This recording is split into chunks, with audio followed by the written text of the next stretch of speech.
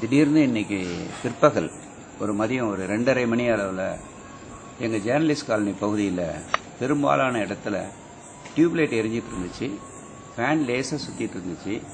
Power திடீர்னு அளவுக்கு அதிகமாக வந்தோடனே இந்த அளவுக்கு பிரைட்டாக டியூப்லைட் எரியும்னு நாங்கள் எதிர்பார்க்காத அளவுக்கு வேகமாக படிச்சுன்னு எரிஞ்சிச்சு.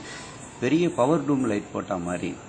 ஃபேன் வந்து லேசாக மெலிசாக சுற்றிட்டு இருந்தது, வேகமாக சுற்ற ஆரம்பிச்சிச்சு. உடனடியாக டபால் சத்தம் கேட்டோன்னே உடனே ஃப்ரிட்ஜை போய் டக்குன்னு ஆஃப் பண்ணோம். ஒரு பேட் ஸ்மெல் வந்துச்சு ஃப்ரிட்ஜிலேருந்து. அதுலேருந்து அது கொஞ்சம் ஸ்ட்ரகப் ஆச்சு. அதுக்கு இடையில் சின்ன பல்புகள்லாம் 2-3 பல்புகள் அந்த பவர் சேவர் லேம்புங்கிற அளவில் போட்டு வச்சுருப்போம் பாத்ரூமில் மற்றதில். அது மாதிரி பல்புகள் 2-3 சேதப்பட்டு போச்சு. இது எல்லாத்தையும் விட என்னென்னா ஸ்டெபிளைசர் அப்படிங்கிறது இருக்குது பாருங்கள். நல்ல வேளை எங்கள் வீட்டில் டிவி தப்பிச்சிச்சு, ஃப்ரிட்ஜு மட்டும்தான் அது மாதிரி. இது மோட்டார் அந்த சமயத்தில் போட்டப்ப திடீர்னு ஸ்டக்கப் ஆகி நின்றுடுச்சு. அதுக்கப்புறம் அதை ரிப்பேர் பண்ண வேண்டிய அளவுக்கு வந்துடுச்சு. எனவே இது இந்த என்டையர் காலனியில் இது வரைக்கும் நாங்கள் சந்திக்காத ஒன்று. காரணம் என்னன்னா, இந்த மின்வாரிய அலுவலகத்தில் இருக்கிறவங்க அடிக்கடி ரிப்பேர்னு வரும்போது இங்கே பக்கத்திலே இருக்கக்கூடிய, இந்த பக்கத்தில் ஃப்ரண்ட் லைனில் இருக்கக்கூடியவர், பக்கத்தில் இண்டூவில் இருக்கக்கூடியவங்களுக்கு வாசலில் இருக்கிற இந்த மாதிரி பாக்ஸ், பவர் பாக்ஸ் இருக்கு பாருங்க, இதிலிருந்து வரக்கூடிய லைனில் மிஸ்டேக்குன்னு ஒன்று என்ன பண்ணிடுறாங்க, அப்படியே கேபிள் நடு ரோட்டில் விட்டு வேற ஒரு ஜங்ஷன் கொடுத்து கனெக்ஷன் கொடுத்து ஒரு 25 வீட்டு 30 வீட்டுக்கு கொடுத்துட்டாங்க. அதை ஷெல்டர் பண்ணாமல் விட்டுட்டாங்க. அதிலிருந்து திடீர்னு அந்த டிரான்ஸ்ஃபார்மரில் நியூட்ரலில் அதுங்கிறாங்க என்னன்னு தெரியல, திடீர்னு அப்படியே நெருப்பு குழம்பு மாதிரி பற்றிட்டு எரிய ஆரம்பிச்சிருச்சு. இந்த ஆட்டோ டிரைவர்ஸ் மற்றவங்க எல்லாரும் சேர்ந்து மண்ணள்ளி குட்டி அதை அணைச்சி அந்த ஆட்களை வர வச்சு எல்லாம் பண்ணோம். இதற்கு இன்பிட்வீனில் கொஞ்சம் கூட எதிர்பார்க்காத முடியல பல வீடுகளில் இது மாதிரியான ரொம்ப சேதங்கள் ஏற்பட்டுச்சு.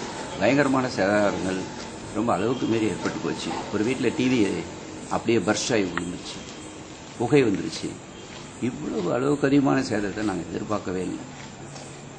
மின் வாரியத்தில் புகார் செய்யறதுக்கு என்ன பதில் சொன்னாங்க? புகார் சொன்னதுக்கு அவங்க பவர் ஃப்ளக்சுவேஷன், 2 லோடு ஹெவி லோடாக இருக்குது, நாங்கள் உங்களுக்கு புதுசாக அமைக்கிறோம்னு ஆரம்பத்திலேருந்து சொல்லிட்டு இருக்காங்க.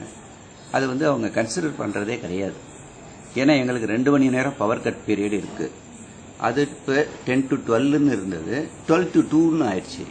12 to 2ன்னு ஆனதுக்கு பிறகு திடீர்னு கரண்ட் வருது. வந்த உடனே நாங்கள் எதையுமே இனிமேல் பண்ண முடியாத அளவுக்கு ஆயிடுச்சு. ஏன்னா ஒரு 2:30 அளவுக்கு போட்டால் இந்த மாதிரியான ஒரு இன்சிடென்ட் நடந்து போச்சு.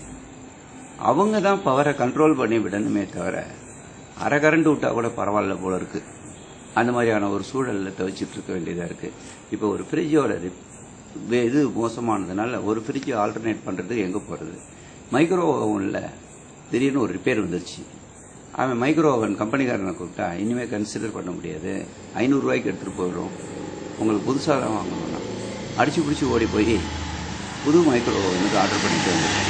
அது 500 ரூபாய்க்கு அவன்கிட்ட கொடுக்குறத விட நம்மகிட்ட இருக்கிற கொத்தனார் மற்றவங்க மேஸ்திரி அவங்க வீட்டுக்கு கொடுத்தா அவங்க ஏதாவது ரிப்பேர் பண்ணி பயன்படுத்திக்கிட்டுமே அப்படிங்கிற எண்ணத்தில் வந்துட்டோம். எங்கள் வீட்டில் இந்த மாதிரியான ஒரு சூழல் ஏற்பட்டு பல்பு உடஞ்சிச்சு, மோட்டர் ஸ்ட்ரக்கப் ஆனிச்சு, மைக்ரோ ஓவன் போயிடுச்சு, ஃப்ரிட்ஜ் போயிடுச்சு.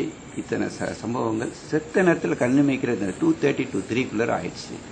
இதுக்கு நிரந்தரமான ரெமிடியை நாங்கள் ஏஇ கொட்டிவாக்கத்திலிருந்து எதிர்பார்க்குறோம். ஆனால் அது பயன் இல்லாமல் போயிடுச்சு. இதில் உடனடியாக மின்சார வாரியம் ஏதாவது நடவடிக்கை எடுத்தால் நல்லாயிருக்கும். இந்த பகுதி ரொம்ப பாதிக்கப்படுது. லோடு ஹெவியாக இருக்குது, ஆனால் நிறைய பேர் நான் பயன்படுத்துகிற அளவுக்கு மின்சாரம் இங்கே சப்ளை இல்லை. அப்படியே சப்ளை வந்தாலும் ஹெவியாக வந்துடுது. அதை கண்ட்ரோல் பண்ண மாட்டேங்கிறாங்க. கூப்பிடுற குரலுக்கு ஆள் வரமாட்டேங்கிறாங்க. திடீர்னு இந்த டிரான்ஸ்ஃபார்மர் பற்றிக்கிட்டு இருந்துச்சு, நாங்கள் தான் அணைக்க வேண்டியிருக்கு. அது அணைக்கும் போது ஏதாவது ஒரு விபத்து ஏற்பட்டுச்சுன்னா என்ன பண்ணுறது? இது மாதிரி சூழலில் தான் இருக்கிறோம். ராத்திரியில் நல்லா தூங்கிட்டு இருக்கிறோம். தூங்கும் போது ஃபேன் மெலிசா வச்சு தூங்கினா வேகமாக சுற்ற ஆரம்பிச்சிருச்சு கொஞ்ச நேரம் கழிச்சு. அது என்ன காரணம்னு தெரியல. ஜேர்னலிஸ்ட் காலனி அசோசியேஷன் சார்பில் எதுவும் புகாரும் தெரிவிக்கலையா? பல தடவை சொல்லிட்டோம். என்ன சொன்னாலும் அவங்க அதை செவிமடுத்து கேட்குற நிலையில் அவங்களும் இல்லை. காரணம் என்னன்னா, அவங்க ஹையர் அத்தாரிட்டி என்ன சொல்கிறாங்களோ அதைத்தான் அவங்க கேட்குறாங்க. என்ன சார் இப்படி ஆயிடுச்சே, அதை பார்த்துட்டு இருக்கோம் சார், டிரான்ஸ்ஃபார்மர் ரிப்பேர், அதை பண்ணுறோம் இதை பண்ணுறோம். தொடர்பாக எந்த ஒரு ஜேர்னலிஸ்ட்டுமே பதிவு பண்ணல பத்திரிகையில். இப்போதான் இன்னைக்கு ஏற்பாடு பண்ணி டெக்கான் கிரானிக்கல், தினத்தந்தி மற்றவங்களுக்குலாம் சொன்னோம். இது மாதிரி நம்ம காலனியில் நடந்துகிட்டே இருக்கு, நீங்க பேசாமலே இருக்கிறீங்களேங்கிற ஒரு அவேர்னஸை கொண்டு வரணும். ஜனங்களை நம்ம பத்திரிகைகள் மூலமாக தான் கொண்டு வர முடியுங்கிறத சொன்னோம். அதுக்கான ஏற்பாடுகளை பண்ணோம். அது எந்த அளவுக்கு வருங்கிறது தெரியல. அதிகாரிகள் மட்டத்தில் நடவடிக்கை எடுக்காம எதுவுமே நிக்காது. அமைச்சர்கள்ங்கிற அளவுக்கு போக வேண்டிய பிரயோஜனமே இல்லைங்க. அதிகாரிகள் நினைச்சா செய்யலாம். அவங்க செய்வது கேட்கறதுக்கே தயாரா இல்லாதவங்களா இருக்காங்க, செயலிழந்து இருக்காங்க. உங்க பேரும் அந்த இதுவும் கொஞ்சம். நான் விடுதலை ராதா. ஓகே, நன்றிங்க. வேற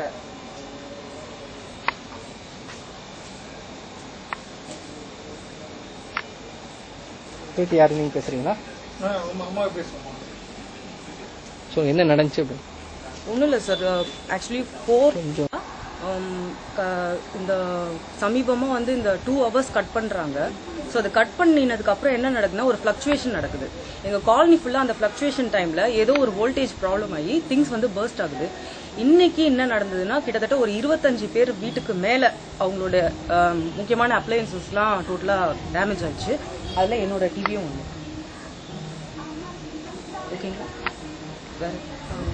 எதுனால இந்த மாதிரி நடக்குது? அதாவது ஏதோ ஒரு வோல்டேஜ் கணக்கு இருக்கு போல sir, 210 to 250 something like that. I am not sure. அது மீறி வர்றப்ப அவங்களே கட் ஆஃப் பண்ணிடலாம். அதையும் மீறி அவங்க அனுப்புறாங்க. இதுல ஏதாவது கிரட்ஜ் இருக்கா என்ன ஒண்ணுமே புரியல. ஏன்னா கண்டிப்பா ஒரு பவர் ஹவுஸ்க்கு கண்டிப்பா எவ்வளவு அனுப்பணும்ன்றது ஷுவரா தெரிஞ்சிருக்கும். அதை மீறி அனுப்புறாங்கன்னா something else is going wrong. டிவியில கம்ப்ளைண்ட் பண்ணா என்ன பதில் சொல்றாங்க? எப்போதுமே கொஞ்சம் லெத்தாஜிக்கான பதில் தான். இப்போ இதை எந்த பத்திரிகையாளரும் ஏன் பதிவு செய்யல? இது வரைக்கும் பதிவு செய்யலன்னு சொல்ல முடியாது, எனக்கு தெரியல. பதிவு பண்ணியிருக்காங்களான்னு எனக்கு தெரியல. Okay, thank you.